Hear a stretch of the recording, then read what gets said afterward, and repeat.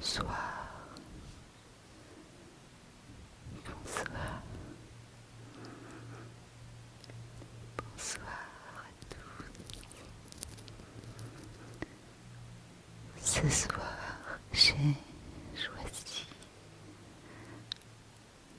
de murmurer sur un sujet qui prend de l'ampleur dans notre vie de tous les jours. Il s'agit de la pierre ou cristal de sel. D'abord, je vais vous en faire la présentation en français, puis je ferai la présentation pour tous mes amis anglophones. Nous reviendrons ensuite au français pour un sujet sur la chromothérapie, ce qui signifie thérapie par l'alternance de couleurs. Et je ne résiste pas à vous apprendre tout d'abord que la pierre ou cristal de sel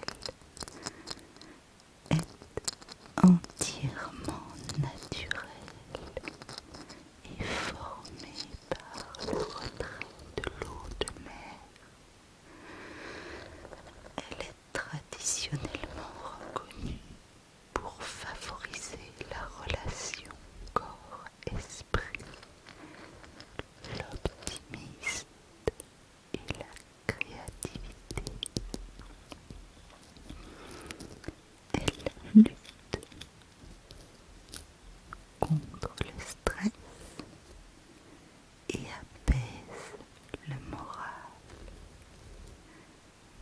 Elle est utilisée entre autres contre la morosité ambiante et continue à favoriser la communication interpersonnelle. Le cristal de sel purifie l'atmosphère en produisant des ions négatifs en petite quantité, ce qui améliore la qualité de l'air.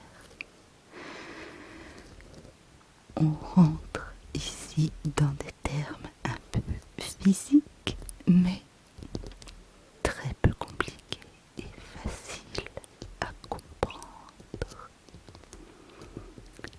Ces ions négatifs se collent aux grains de poussière ambiante qui tombent rapidement sur le sol, ce qui assainit l'atmosphère et permet ainsi de respirer plus librement.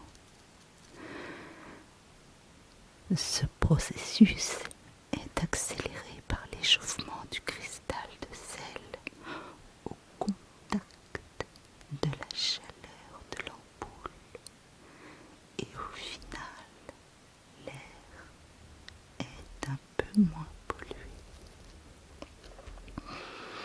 Quant au sel, il absorbe l'humidité et la lampe doit donc être utilisée dans des pièces non humides et normalement habitables. Si toutefois la lampe de sel a été exposée à l'humidité, allumez-la quelques heures pour bien la sécher, mais surtout ne l'exposez pas exagérément au soleil qui lui sera néfaste. Je ne résiste pas à vous donner quelques exemples d'utilisation et d'entretien, comme par exemple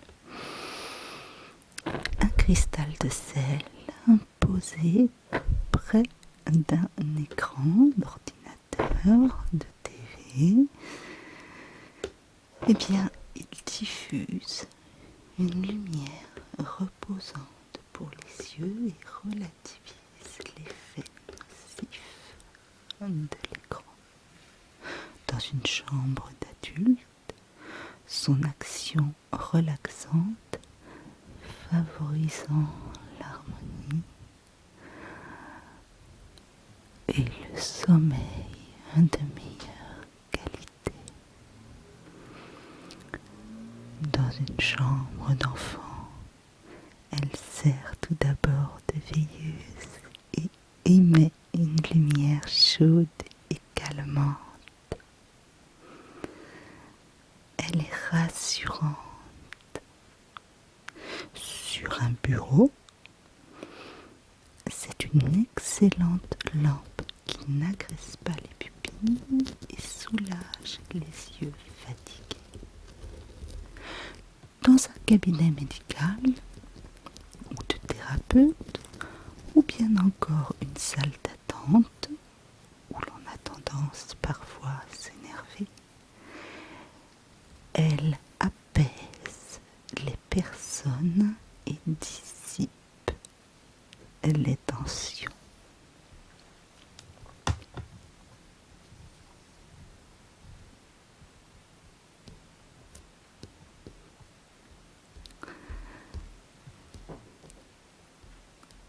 Je voudrais vous expliquer comment fonctionne cette chromothérapie.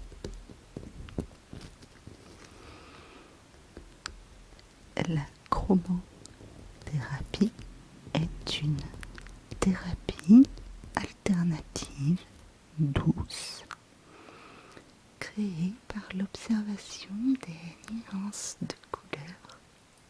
C'est une méthode d'harmonisation qui peut aider à fournir et favoriser la guérison de certains troubles psychiques ou bien émotionnels. Tout se base sur votre sens de la vue.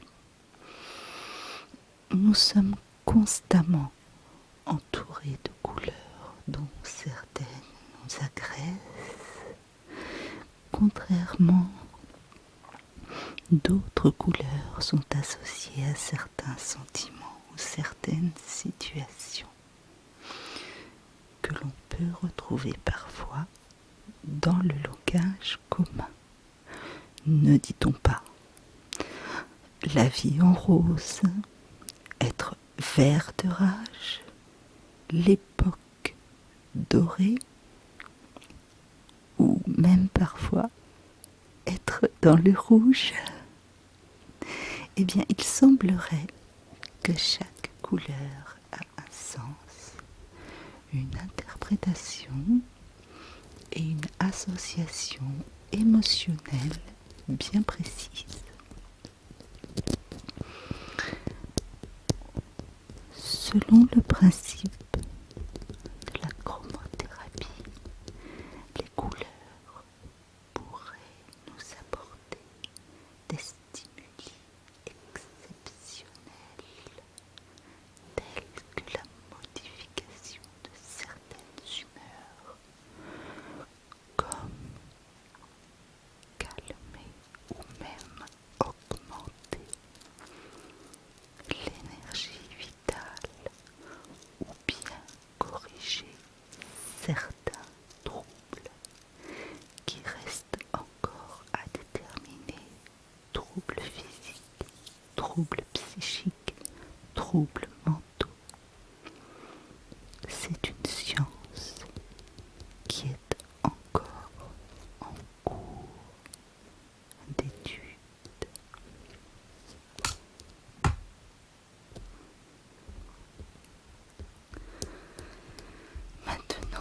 il faut que vous sachiez que la chromothérapie, elle utilise 8 couleurs issues des 3 couleurs primaires et de leurs différentes combinaisons. Nous allons commencer par le rouge. La couleur rouge transmet via une pierre de sel une énergie vitale et une tendance à l'initiative. Il motive et donne envie d'agir. Il est fortement conseillé en cas d'apathie physique et d'atonie. Alors, l'atonie, c'est le terme médical qui signifie baisse de forme et de vitalité. Elle lutte également contre un rhume qui peut être causé par le froid et l'hypotension. Le rouge représente l'extraversion. Cependant, attention à l'excès, et je dis bien à l'excès, il peut provoquer irritabilité, agressivité et fatigue. Donc, soyez raisonnable lorsque vous avez choisi de passer par une séance de chromothérapie. Connaissez bien vos couleurs, ce qu'elles vous apportent et ce que malheureusement elles peuvent également vous desservir si elles sont utilisées à de mauvais effets.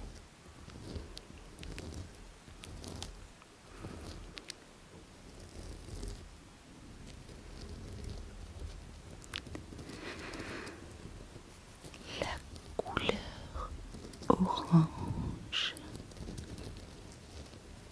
elle-même est une association du jaune et du rouge. Il fait donc intervenir les bienfaits de ces 2 couleurs, soit activité physique et lucidité. Le orange est pourvoyeur de santé émotionnelle, de communication et de créativité. Il combat les inhibitions et régule l'hyperthyroïdie, réparant également la majorité des tissus. Attention, encore une fois, à l'excès, il peut provoquer nervosité et agitation. Vous saurez lorsque vous devrez vous arrêter.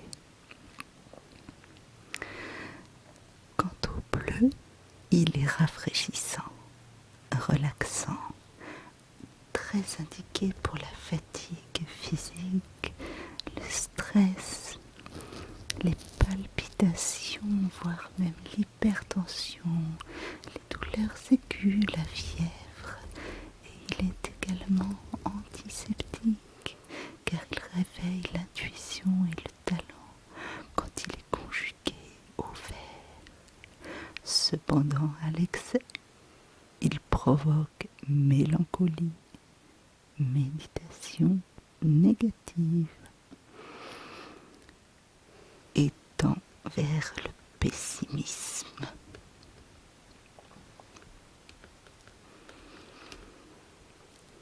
La couleur verte est un mélange de jaune, lucidité, et de bleu, apaisement. Il apporte une ambiance calme et un reconstituant doux et frais pour récupérer d'une fatigue physique ou mentale importante. Stimulateur de croissance, il régénère les cellules. Le vert est une couleur tonique qui rééquilibre les systèmes nerveux et respiratoires. Cependant, encore une fois, à l'excès, il peut affaiblir ou entraîner une déprime.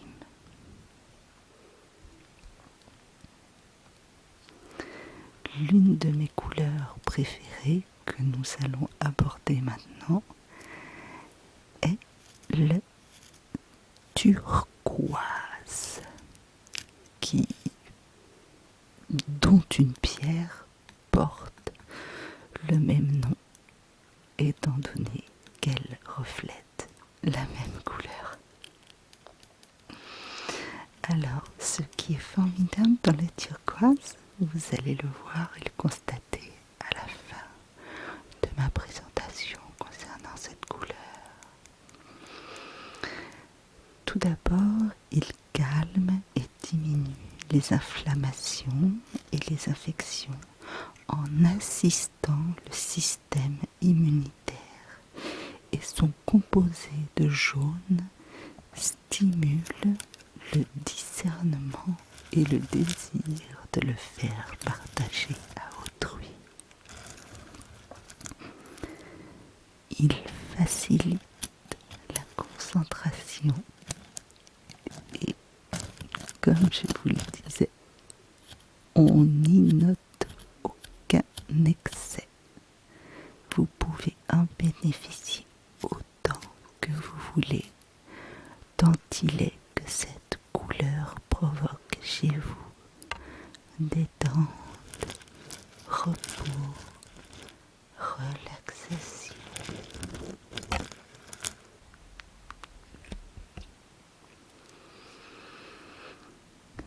Le violet.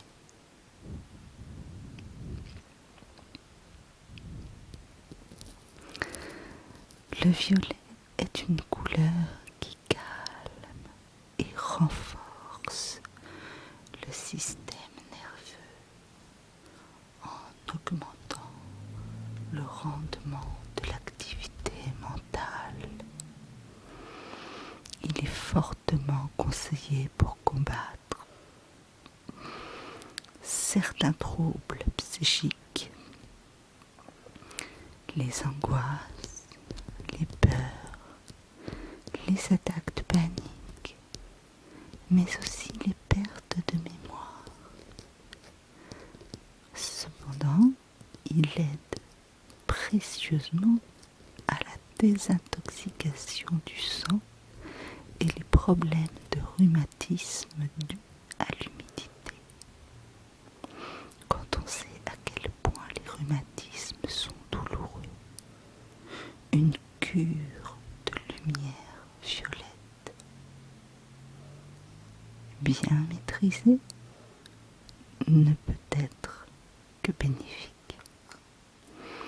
Attention à nouveau à l'excès, il peut déclencher des peines ou des colères qui jusqu'ici étaient dissimulées.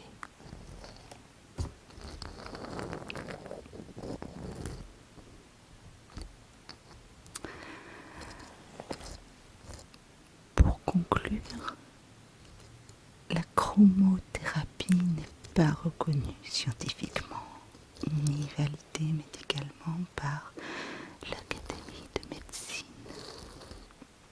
ni aucune autorité sanitaire occidentale. Aucune preuve ou publication scientifique n'a jamais permis d'en démontrer l'efficacité. Par conséquent, il s'agit en revanche d'une technique alternative de soins ne peut être utilisé qu'en complément et non en remplacement d'une médecine allopathique, c'est-à-dire d'une médecine beaucoup plus classique. Il était important, pour être tout à fait honnête avec vous, que je vous lise ce petit paragraphe.